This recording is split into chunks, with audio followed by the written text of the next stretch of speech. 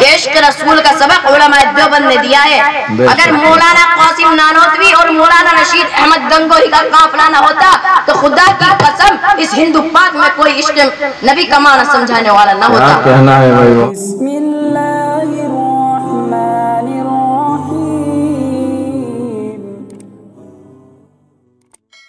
عربی کا عاشق ہو صادق ہوگا جسے رسول اکرم صلی اللہ علیہ وسلم سے عقیدت ہوگی، وہ نبی کی ہر چیز سے محبت کرے گا، نبی کی بات سے بھی محبت کرے گا، نبی کی ادا سے بھی محبت کرے گا، محبوب کی گلیوں کی چیزوں سے بھی محبت کرے گا، مدینے کی گرد و غبار سے بھی محبت کرے گا، مدینے کی کھجور کی گٹھلیوں کو بھی آنکھوں سے لگائے گا۔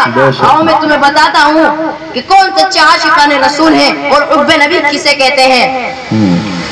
اور رسول عربی کے دیوانوں، یہ حقیقت روز روشن کی طرح ہے کہ عشق رسول کا سبق علماء دیوبند نے دیا ہے۔ اگر مولانا قاسم نانوتوی اور مولانا رشید احمد گنگوہی کا قافلہ نہ ہوتا تو خدا کی قسم اس ہندو پاک میں کوئی عشق نبی کا معنی سمجھانے والا نہ ہوتا۔ کہنا ہے بھائی، بہت خوب، ماشاءاللہ۔ ہم نے ہر دور میں تقدیس رسالت کے لیے وقت کے تیز ہواؤں سے بغاوت کی ہے، توڑ کر سلسلہ رسم سیاست کا تلسم، ایک فقط نام محمد سے محبت کی ہے۔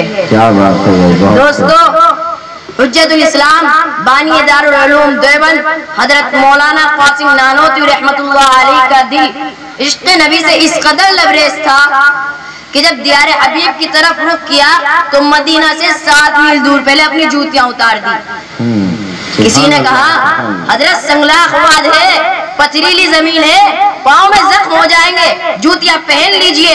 تو نبی کا عاشق و صادق کہتا ہے کہ میں جوتیاں اس لیے اتار لیا ہوں کہ شاید 1400 سال پہلے کملی والے کا گزر اس راہ سے ہوا ہو، نبوت والے قدم مبارک یہاں اس جگہ پر پڑے ہو، مجھے یہ گوارا نہیں کہ جہاں میرے محبوب کی جوتیاں پڑتی ہو وہاں نانوتوی کا گستاخ جوتا پڑ جائے۔ سبحان اللہ، سبحان اللہ۔ کیا عشق نبی ہے بہت خوب کہ اس کی راہوں کا ادب و احترام ملحوظ ہے۔ اور یہی وہ مولانا قاسم نانوتوی ہے جو عشق نبی سے مخمور ہو کر کہتے ہیں امید لاکھوں ہے لیکن بڑی امید یہ ہے ہو سگانے مدینہ میں میرا نام شمع، اور سگانے مدینہ بھی بہتر ہے ہم سے، اور سگانے مدینہ بھی بہتر ہے ہم سے کہ ان کو حاصل ہے قرار مدینہ۔ دوستو، شیخ الاسلام حضرت مولانا حسین احمد مدنی رحمت اللہ علیہ نے عشق نبی کا ایسا مظاہرہ کیا تھا کہ دنیا کی تاریخ میں اس کی مثال پیش نہیں کر سکتی۔ اور یہی وہ دارالعلوم کے قابل و فخر و محدث ہیں کہ جس نے مسجد نبوی میں بیٹھ کر 18 سال تک حدیث کا درس دیا ہے۔ اس شیدہ یعنی نبی کا یہ معمول تھا کہ آقا نامدار صلی اللہ علیہ وسلم کے روض انور کے جالی کی گرد و غبار کو اپنی داڑھی کے بالوں سے صاف کیا کرتے تھے۔ اور یہی وہ حسین احمد مدنی ہے کہ جس کے حب نبی کا یہ عالم تھا کہ مدینہ کی گلیوں سے تربوز کے چھلکے اٹھا کر پانی میں بھگو کر کھا لیتے اور فرماتے کہ اس لیے کھا لیتا ہوں کہ ان میں میرے محبوب کی گلیوں کی مٹی لگی ہے، یہی میرے نجات کے لیے کافی ہے۔ اور یہی وہ دیوان رسالت ہے جب تحفظ و شریعت کے جرم میں حجاز میں گرفتار کر لیا گیا اور ہندوستان قید کر کے بھیجا جا رہا تھا تو اس عاشق رسول کو روضہ اقدس کا جدائی کا احساس ہوا۔